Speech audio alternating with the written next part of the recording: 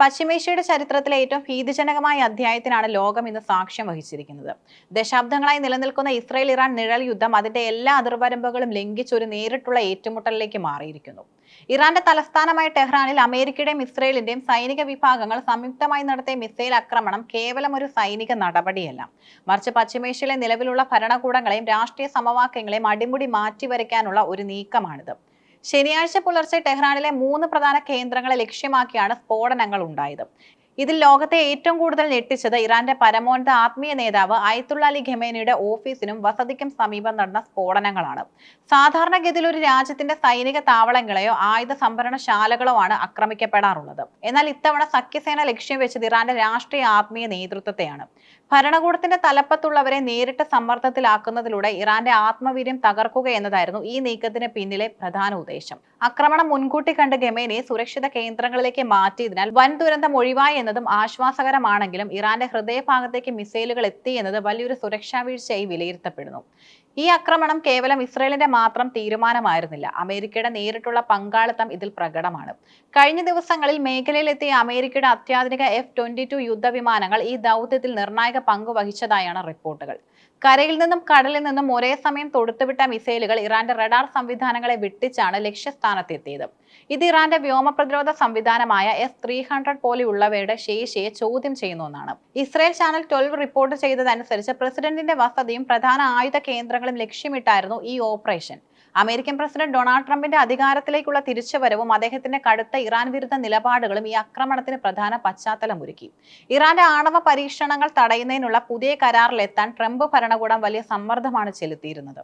ജനീവയിൽ നടന്ന ചർച്ചകളിൽ പുരോഗതി ഇല്ലാത്തതിനാൽ ട്രംപ് അതൃപ്തി പ്രകടിപ്പിച്ചതിന് തൊട്ടു പിന്നാലെയാണ് ഈ സൈനിക നടപടി ഉണ്ടായത്. ദീർഘകാല യുദ്ധത്തോട് ട്രംപിന് താല്പര്യമില്ലെങ്കിലും ഇറാനെ ചർച്ചാമേശയിലേക്ക് കൊണ്ടുവരാൻ ഒരു ഷോക്ക് ട്രീറ്റ്മെന്റ് ആവശ്യമാണെന്ന് ഇസ്രായേൽ പ്രതിരോധ മന്ത്രി ഇസ്രായേൽ കാട്സിന്റെ പ്രസ്താവനയും ശ്രദ്ധേയമാണ്. സൈനിക ബലത്തിലൂടെ ഇറാനെ വരുതിയിലാക്കാമെന്ന് അമേരിക്കൻ ഇസ്രായേൽ അച്ചുതണ്ടിന്റെ വിശ്വാസമാണ് ഇവിടെ പ്രതിഫലിക്കുന്നത്. ആക്രമണം നടത്തിയെങ്കിലും അതിന്റെ പ്രത്യാഘാതങ്ങളെ സഖ്യസേന ഭയപ്പെടുന്നുണ്ട്. ഇറാന്റെ ഭാഗത്തു നിന്നുള്ള കടുത്ത മിസൈൽ പ്രത്യാക്രമണം ഏത് നിമിഷവും പ്രതീക്ഷിക്കുന്നതിനാൽ ഇസ്രായേലിൽ അതീവ ജാഗ്രതയാണ് ഇപ്പോൾ പ്രഖ്യാപിച്ചിരിക്കുന്നത്. ഇസ്രായേലിലെ മുഴുവൻ സ്കൂളുകൾക്കും കോളേജുകൾക്കും അവധി നൽകി. പൊതുസ്ഥലങ്ങളിൽ ആളുകൾ ഒത്തുചേരുന്നത് നിരോധിച്ചു. രാജ്യമെങ്ങും സൈറണുകൾ മുഴങ്ങിക്കൊണ്ടിരിക്കുകയാണ്. ജനങ്ങൾ വീടിനുള്ളിലെ സുരക്ഷിത മുറികളിലോ ബങ്കറുകളിലോ കഴിയണമെന്നാണ് സൈന്യം കർശന നിർദ്ദേശം നൽകിയിട്ടുള്ളത്.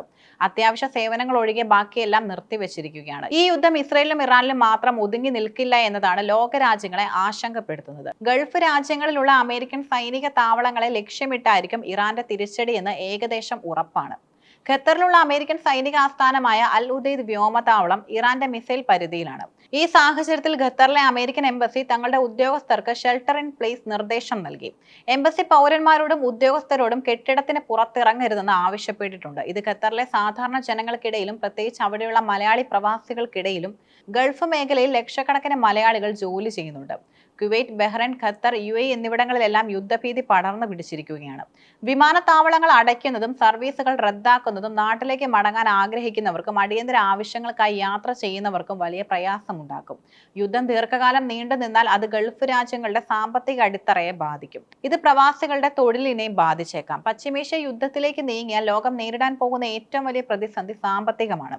ലോകത്തെ എണ്ണ ഉൽപാദനത്തിന്റെ വലിയൊരു ഭാഗം പശ്ചിമേഷ്യയിൽ നിന്നാണ്. ഹോർമുസ് കടലിടുക്ക് ഇറാൻ അടച്ചാൽ ആഗോള വിപണിയിൽ പെട്രോളിയം ഉൽപ്പന്നങ്ങൾക്ക് ക്ഷാമമുണ്ടാകുകയും വില അനിയന്ത്രിതമായി വർദ്ധിക്കുകയും ചെയ്യും. ഇന്ധനവില കൂടുന്നത് എല്ലാ മേഖലകളിലും വിലക്കയറ്റത്തിന് കാരണമാകും. ഇന്ത്യ ഉൾപ്പെടെയുള്ള രാജ്യങ്ങളുടെ സമ്പദ് വ്യവസ്ഥയെ ഇത് സാരമായി ബാധിക്കും. യുദ്ധവാർത്തകൾ പുറത്തു വന്നതോടെ ആഗോള ഓഹരി വിപണികളിൽ വലിയ ഇടിവാണ് രേഖപ്പെടുത്തിയിരിക്കുന്നത്. രാഷ്ട്രീയ നിരീക്ഷകർ ഈ ആക്രമണത്തെ ഒരു വലിയ ചൂതാട്ടമായാണ് കാണുന്നത്.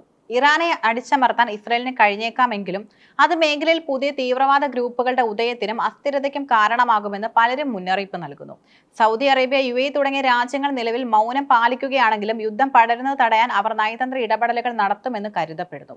ചൈനയുടെയും റഷ്യയുടെയും നിലപാടുകളും നിർണായകമാണ്. ഇറാന്റെ പ്രധാന വ്യാപാര പങ്കാളിയായ ചൈന ഈ ആക്രമണത്തെ അപലപിക്കാനാണ് സാധ്യത.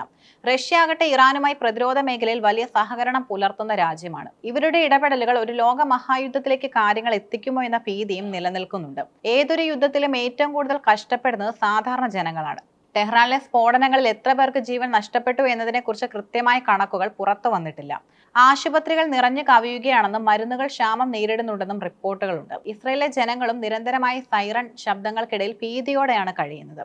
ഒരു ജനതയെ മുഴുവൻ മാനസികമായും ശാരീരികമായും തകർക്കുന്നതാണ് ഇത്തരം സൈനിക നടപടികൾ. പശ്ചിമേഷ്യയിൽ വീണ ഈ മിസൈലുകൾ കേവലം കോൺക്രീറ്റ് കെട്ടിടങ്ങളിൽ മാത്രമല്ല തകർത്തത്, മറിച്ച് വർഷങ്ങളായുള്ള സാധാരണ ശ്രമങ്ങളെ കൂടിയാണ്.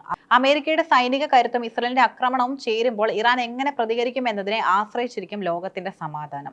ഇതൊരു ചെറിയ സൈനിക നടപടിയായി അവസാനിക്കുമോ അതോ ലോകമഹായുദ്ധത്തിന് തുടക്കമാകുമോ എന്ന് വരും മണിക്കൂറുകളിലെ നീക്കങ്ങളിൽ നിന്നും വ്യക്തമാകും. സമാധാനകാംക്ഷികളായ ലോക ജനത ഒന്നടങ്കം ആഗ്രഹിക്കുന്നത് ആയുധങ്ങൾ നിശബ്ദമാക്കാനും ചർച്ചകളിലൂടെ പ്രശ്നപരിഹാരം ഉണ്ടാകാനുമാണ്. പ്രവാസികളായ ലക്ഷക്കണക്കിന് മലയാളികളുടെ പ്രാർത്ഥനയും മറ്റൊന്നല്ല.